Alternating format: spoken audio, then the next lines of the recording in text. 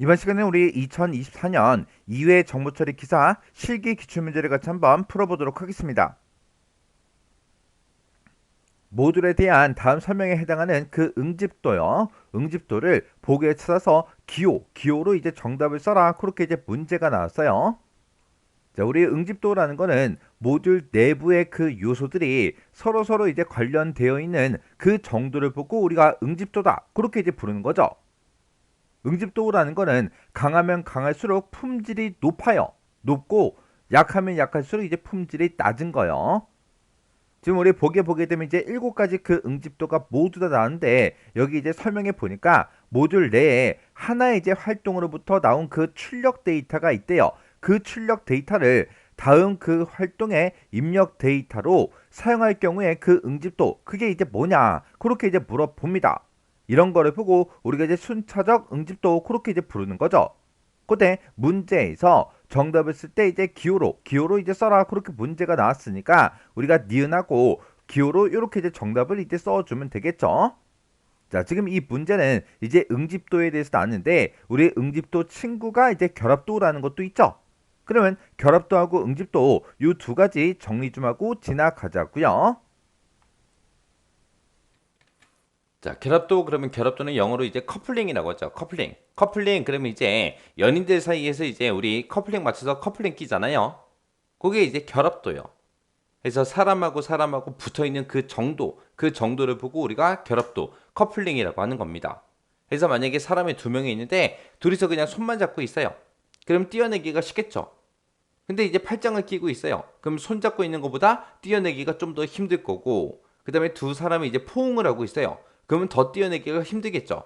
결합도라는 게 그거예요.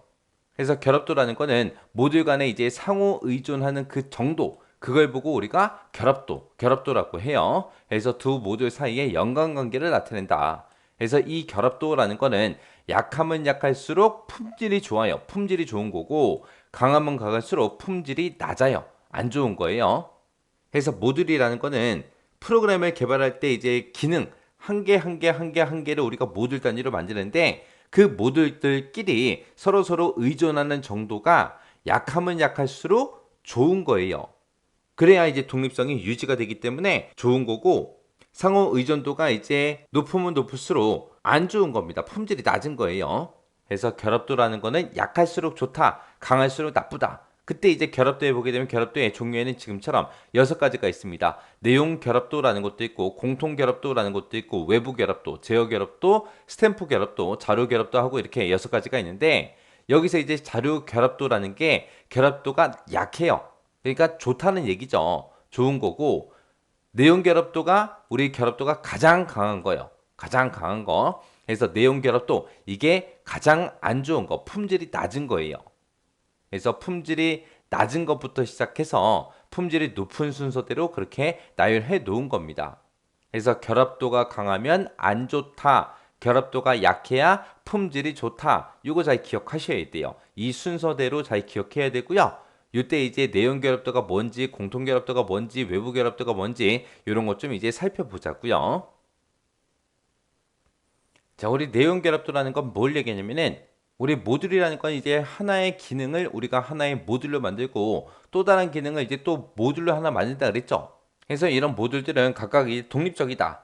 독립성을 가지고 있다. 그렇게 이제 표현을 하는데 이 내용 결합도라는 건 뭐냐면은 하나의 모듈이 있고 또 다른 모듈이 있어요. 또 다른 모듈이 하나 더 있는데 그때 이제 내부 기능이 됐든 그 내부 자료가 됐든 그런 것들을 직접 참조를 한대요. 직접 참조를 하거나 수정을 할 때 결합도래요. 이게 무슨 말이냐? 한 모듈이 있고 또 다른 한 모듈이 있어요.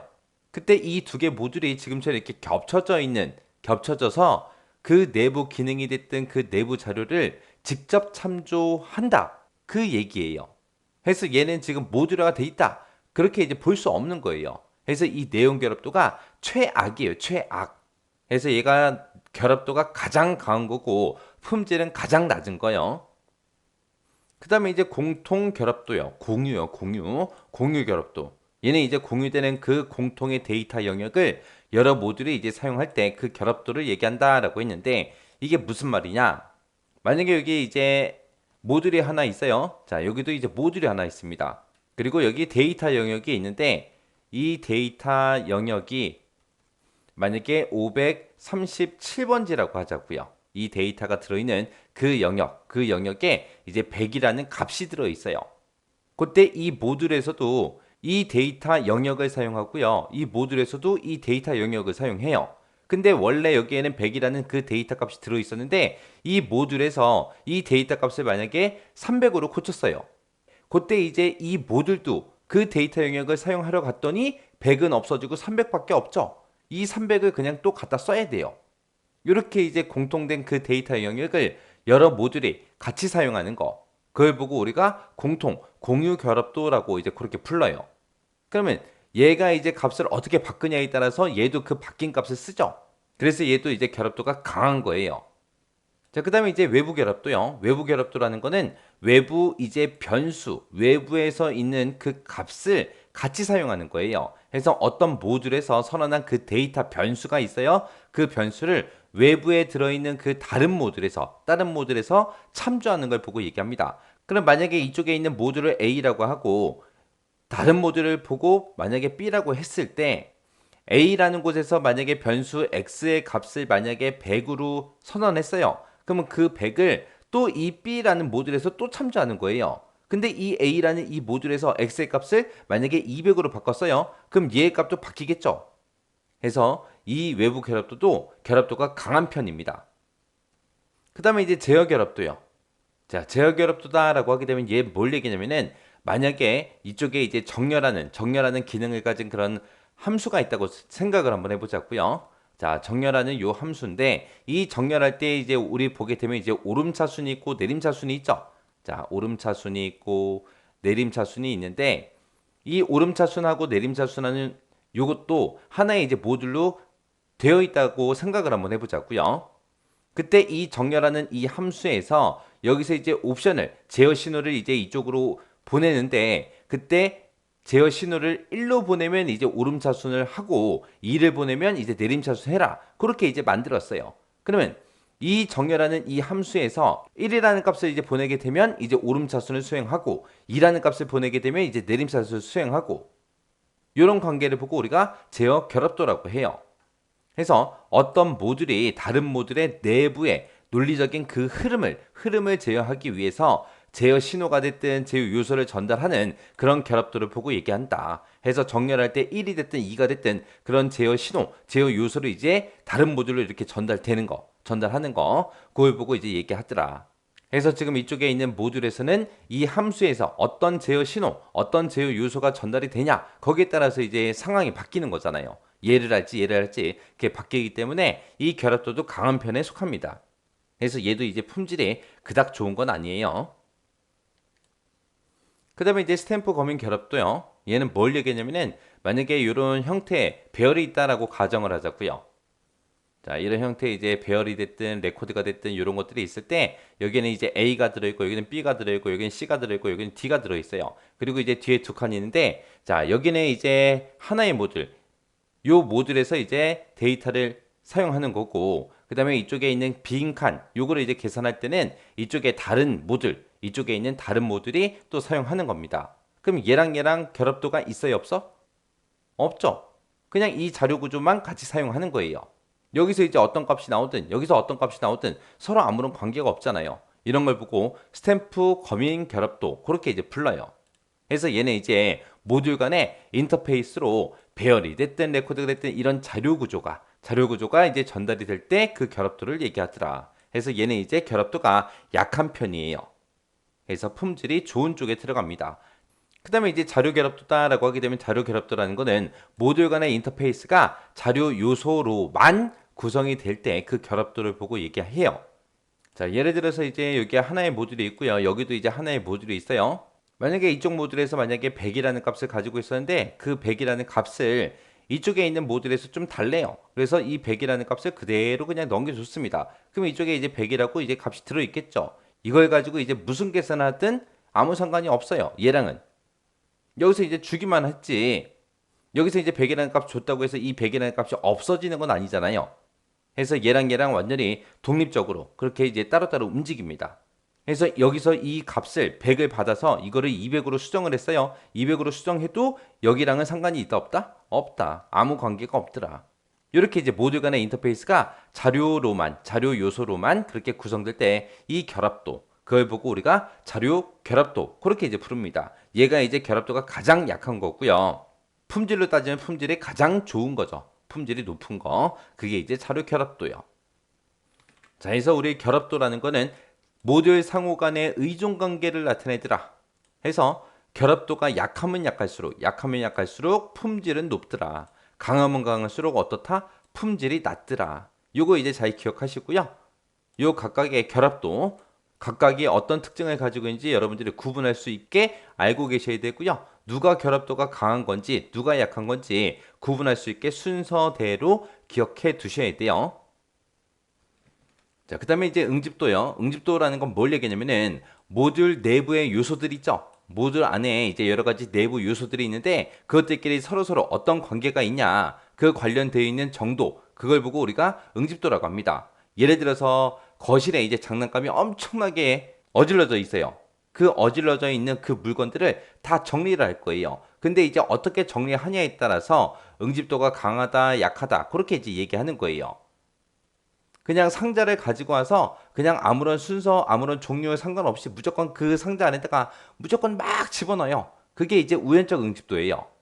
그래서 얘는 관련 없는 그런 요소로 구성된 게 우연적 응집도고요. 그 다음에 응집도가 강한 거, 이건 뭘 얘기하냐? 상자를 여러 개 가지고 와서 여기는 자동차 장난감과 관련된 것들만 집어넣고 이 상자에는 이제 인형과 관련된 것들만 집어넣고 그렇게 이제 종류별로 그렇게 이제 구분해서 박스에다가 이제 정리하는 거예요. 그걸 보고 우리가 응집도가 강하다. 그렇게 이제 얘기하는 겁니다. 그래서 응집도는 강하면 강할수록 품질이 높아요. 품질이 좋은 거고 약하면 약할수록 품질이 낮은 거요. 우리의 결합도는 강하면 강할수록 품질이 낮다 그랬고 약하면 약할수록 품질이 높다라고 했어요. 자, 이 응집도하고 결합도하고 헷갈리시면 안 돼요. 자, 그러면 응집도의 종류에 보게 되면 기능적이다, 순차적이다, 교환적이다, 절차적이다, 시간적이다, 논리적이다, 우연적이다 해서 이렇게 여러 가지가 있는데 자, 얘네들 좀 살펴보자고요. 자, 첫 번째 나온 게 이제 기능적 응집도요. 기능적 응집도가 제일 좋은 거라고 했어요. 얘가 이제 응집도가 가장 강한 거고요. 얘가 품질이 좋은 거예요. 가장 높은 거. 얘는 이제 내부에 들어있는 그 모듈들이 모든 기능들의 그 요소들이 단일 문제와 연관돼서 수행되는 그 응집도를 보고 우리가 기능적 응집도라고 해요. 모든 기능들의 그 요소들이 어떤 거랑 연관이 있다? 단일 문제, 딱 한 가지 문제와 연관되어 있더라. 그게 기능적. 그 다음에 이제 순차적 응집도다라고 하게 되면 순차적 응집도라는 거는 모듈 내에서 하나의 활동으로부터 시작해서 나온 그 출력 데이터 있죠. 그 데이터를 그 다음 활동으로 넘겨주고 그 다음 데이터는 그 출력 데이터를 다시 입력 데이터로 사용할 경우 그 응집도를 보고 우리가 순차적 응집도라고 합니다. 그래서 하나의 모듈이 있을 때 첫 번째 활동이 있고 두 번째 활동이 있고 세 번째 활동, 네 번째 활동하고 이렇게 여러 가지가 있어요. 있을 때 여기서 이제 처리한 그 결과를 얘한테 넘겨줘요. 그럼 얘는 그거를 입력 데이터로 받아서 그걸 가지고 또 뭔가 계산, 처리를 하겠죠. 처리를 하고 나온 그 출력 결과를 또 넘겨주고 그걸 가지고 얘는 또 입력 데이터로 쓰고 여기서 또 나온 그 결과를 또 그 다음한테 넘겨주고 이렇게 이제 사용되는 그런 응집도를 보고 우리가 순차적 응집도라고 해요. 예를 들어서 우리 성적을 가지고 총점하고 평균을 구할 거예요. 그럼 우리가 총점을 구해서 그 총점을 과목수로 우리가 나눠주면 뭐가 돼요? 평균이 되겠죠. 그때 우리는 뭘 먼저 구해야 된다? 총점을 먼저 구해야 되더라. 그래서 총점을 먼저 구한 다음에 그 총점을 가지고 우리가 과목수로 나눠서 평균을 구하는 거. 그게 이제 순차적 응집도요. 그 다음에 이제 교환적, 통신적 응집도요. 얘는 이제 동일한 입력과 출력을 사용해서 서로 다른 기능을 그렇게 수행하는 그런 구성 요소들이 모였을 때 그 응집도를 보고 교환적, 통신적 응집도라고 그렇게 이제 부릅니다. 얘는 이제 뭐가 똑같다? 동일한 입출력이요. 동일한 입출력으로 서로 다른 기능을 수행하는 거. 그 다음에 이제 절차적 응집도라고 있습니다.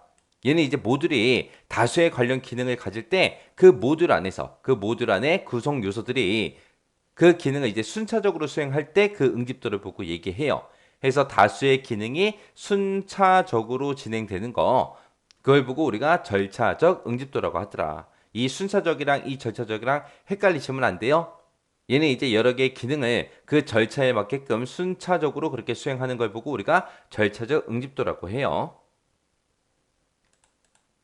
그 다음에 이제 시간적 응집도라는 거는 얘는 말 그대로 시간이라는 말이 들어가겠죠. 그래서 특정 시간에 처리되는 그런 기능들을 모아놓은 거. 그걸 보고 우리가 시간적 응집도라고 하는 거고, 그 다음에 이제 논리적 응집도다라고 하게 되면 얘는 이제 유사한 성격을 갖거나 특정 형태로 분리되는 그런 처리 요소들을 하나의 모듈로 이제 모아놓은 거. 그걸 보고 우리가 논리적 응집도라고 합니다. 그래서 얘는 유사한 기능들을 모아놨다. 유사한 성격을 모아놨다. 그렇게 이제 기억하시면 되고요. 그 다음에 이제 우연적 응집도라는 게 얘는 이제 서로 관련 없는 그런 요소로 구성된 거. 그걸 보고 우리가 우연적 응집도라고 해요. 그래서 우연적 응집도가 가장 낮은 거고요. 우리가 응집도가 낮으면 낮을수록 품질은 낮다 그랬어요. 그래서 응집도의 종류에는 지금처럼 이렇게 기능적, 순차적, 교환적, 절차적, 시간적, 논리적, 우연적하고 이렇게 있더라. 여기서는 응집도가 강하면 강할수록 품질이 좋다, 품질이 높다. 응집도가 약하면 약할수록 우리 품질은 낮다. 이것도 순서대로 잘 기억하셔야 되고 각각의 응집도가 뭘 얘기하는 건지 구분할 수 있게 잘 기억하셔야 돼요. 이 응집도랑 결합도 헷갈리시면 안 돼요.